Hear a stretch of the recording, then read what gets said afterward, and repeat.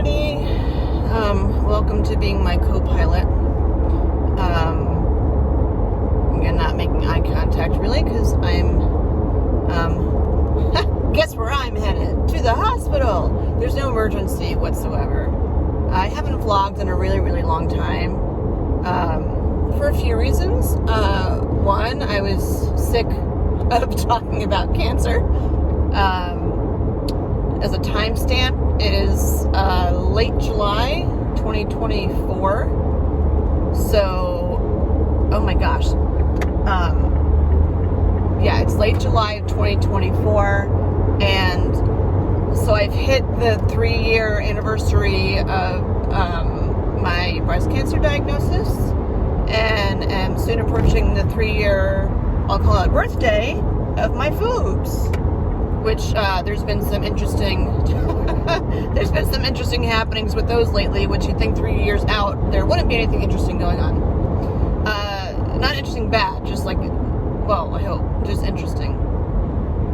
So, yeah, I wanted to take a break from talking about stuff. My vlogs at this point are like 6 months behind. The last ones I think I did were shortly after New Year's. But that's just part of the process. I'm not even going to put an I'm sorry in there. You know, if you know, you know. Like, sometimes you just don't want to talk about it. But I came across a post this morning on Facebook from someone who had just had her double mastectomy a week ago. So out of curiosity, I went onto my vlogs and I rewound to a week after my double mastectomy to see where I was. And first of all, holy cheekbones, I was thin back. I mean, my stomach was like bloated. Not really bloated. It was distended. But my face, I mean, granted this is the best angle, but my face had like my old chiseled cheekbones I used to have before medications. I am getting there. That's a good thing that I have to share for this vlog. But it was just interesting to see myself and what I looked like. It was after surgery, but before I started the Lupron and the tamoxifen and the Zometa and all that stuff. So, good news to share.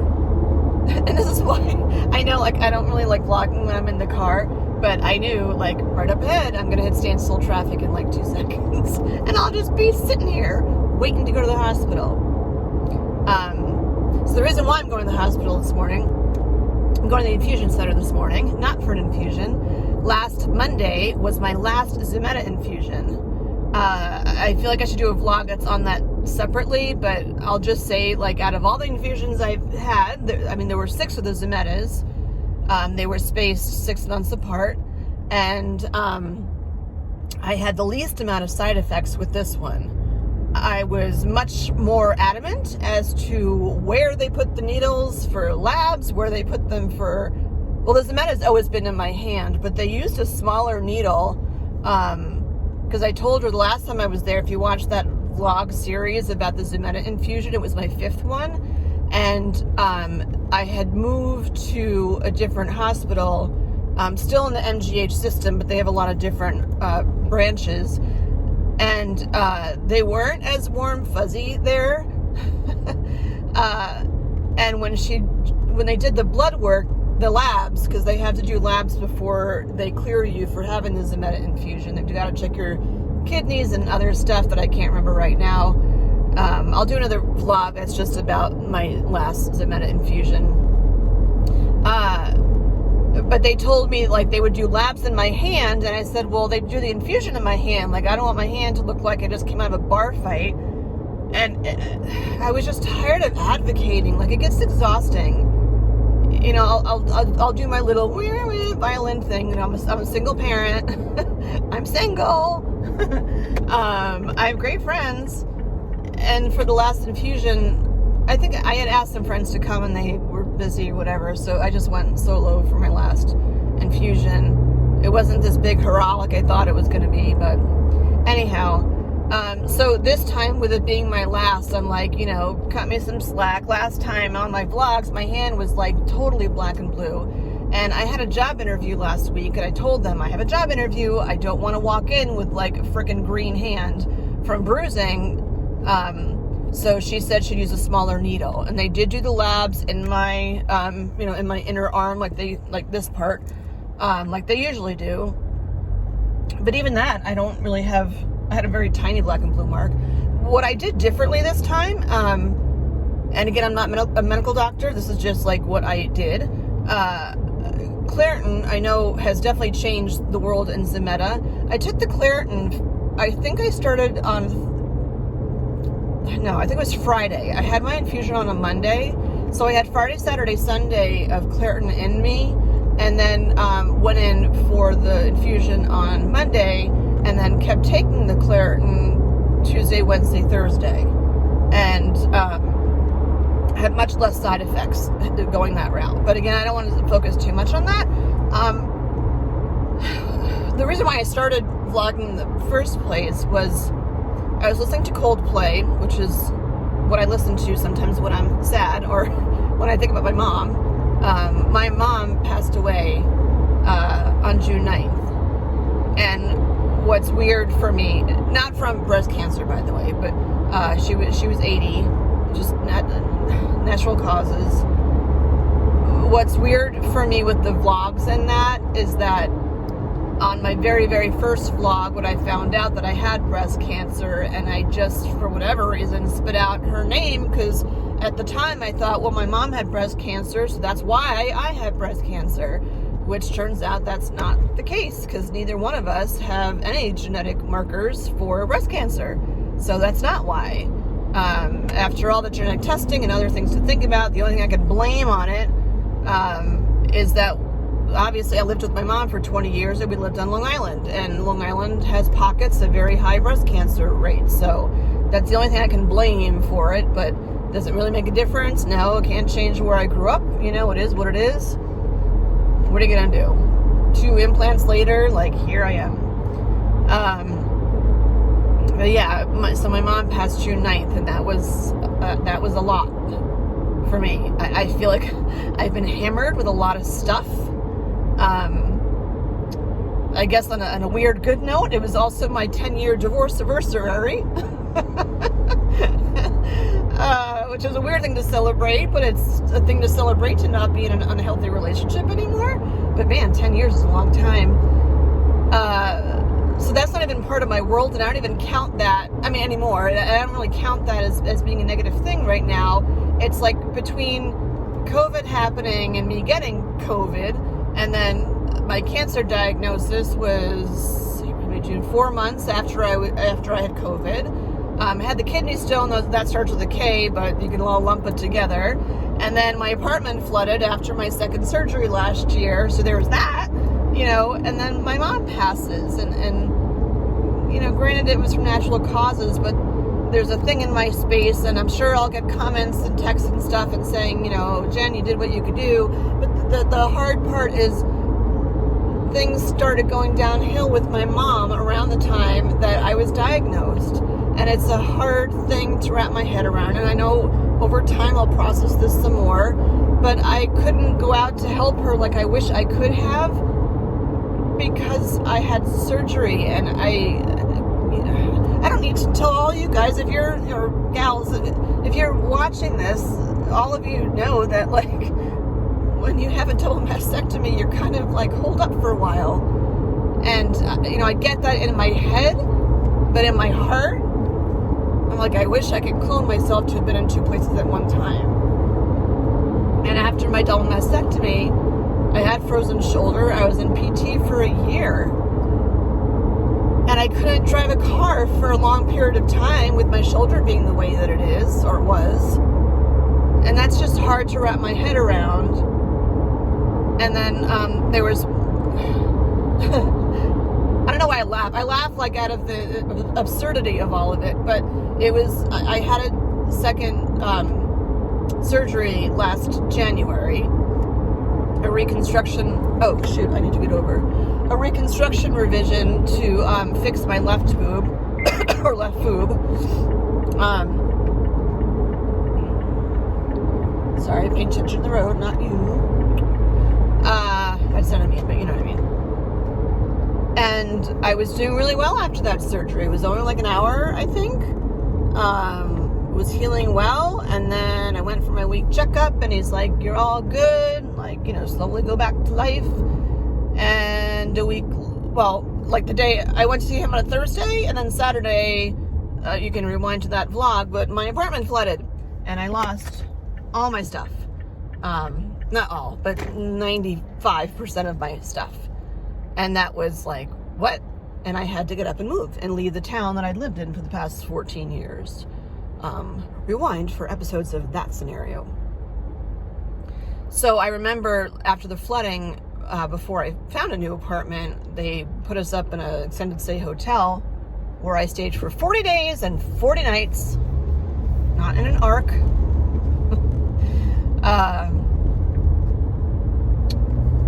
And a couple of days, maybe a week after I got to the hotel, my cell phone rings, and it's the hospital upstate in New York, and my mom's in the hospital, and they need me to make big decisions, like proxy kind of decisions, even though I don't need to go into specifics about that, but big decisions as to her care, like DNRs, that kind of thing.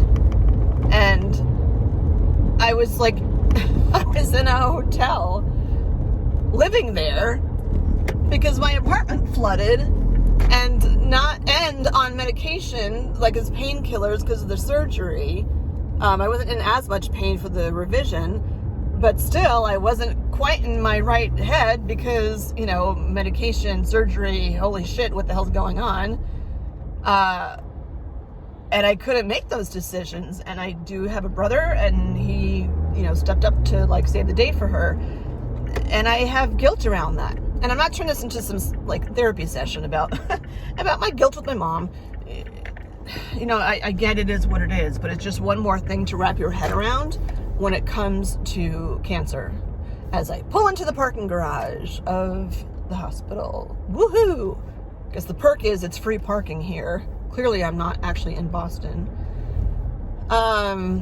Yeah, so it's a lot. But I'll say some good things, and then I'm hopping out of the car, and I never even said the reason why I'm here. I had the infusion last week, and then I bought a Fitbit about a month ago to start logging my steps and stuff, and to help with actually my heart rate too. And I went to have my infusion, and then it didn't dawn on me I had to take it off of my wrist because, like, you can't have it on your wrist while she's using that to draw blood out of. So I put it in my bag, and, I have my tools of stuff I bring, like magazines and water bottles and whatever. I had a big thing of coconut water. I think that's what did me in, because I wanted to stay hydrated, though I drank a lot of water before the infusion and not like Gatorade, because whenever I drink like Gatorade or something sugary before an infusion, my sugar's always high.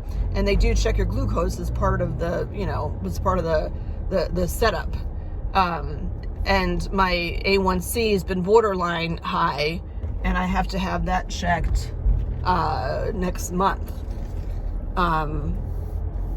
That I think is a lot related to the weight gain, but my mother was also diabetic, so I have that genetic aspect working against me too.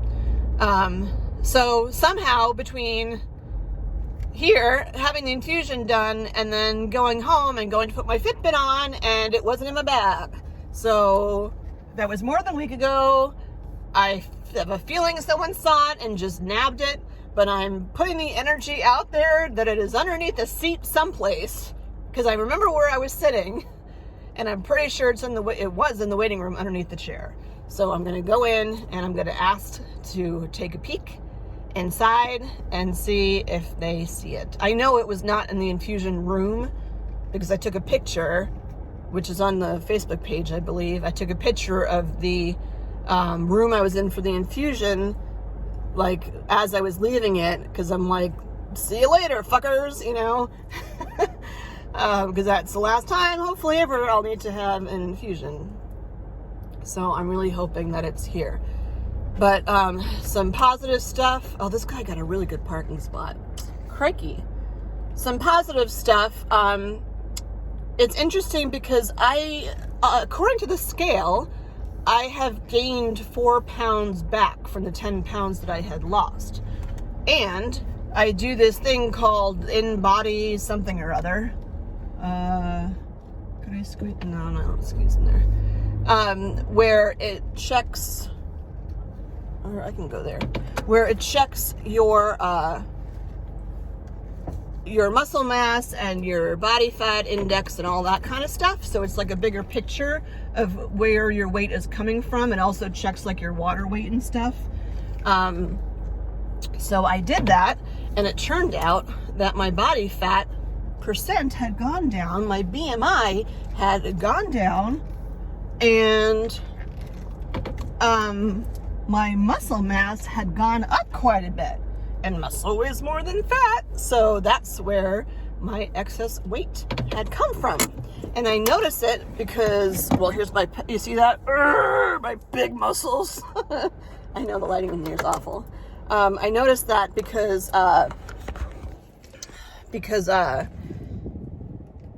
my pants are fitting differently. And I try not to look at the scale numbers so much as like a judgy thing. I don't like it that I even own a scale. But the pants I put on today, when I sat down, they used to roll down this morning, and right now they're not. So that makes me very excited. It's not all about the number.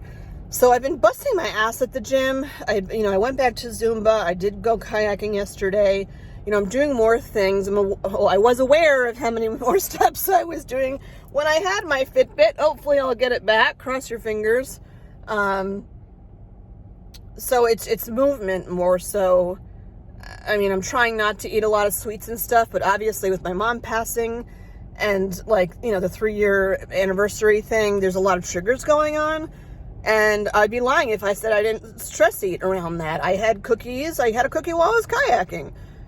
Grilled cheese is like my go-to after infusions because I get nauseous. It's like, as many yellow foods as I can find, bread, and more bread, and cheese, and more cheese, which is not good for the GI system or for my waistline, but, that's what I did. So anyway, I'm going to go in and pray that I find my Fitbit. And if I don't, I'll get another one. It's not the end of the world. Somebody told me that before cancer, I was much more reactive as a person, which I know I was, and I had been working on for a very long time. I have 20,000 reasons to be reactive. But when all this happens, it puts things in perspective. And while I could be flipping out, turning bright red because, potentially someone stole my Fitbit, but it is what it is. And I need another Fitbit, or not need, but would like another Fitbit. I can't believe I said that out loud, to keep track of stuff with my health. So, I get to buy another Fitbit if this one is gone. But cross your fingers that it's there. We'll see. I'll do a more thorough thing from the last Zometa soon. I just want to check in. And I thought I was having a decent hair day today. So, there was that. So that's it. Talk soon. Bye.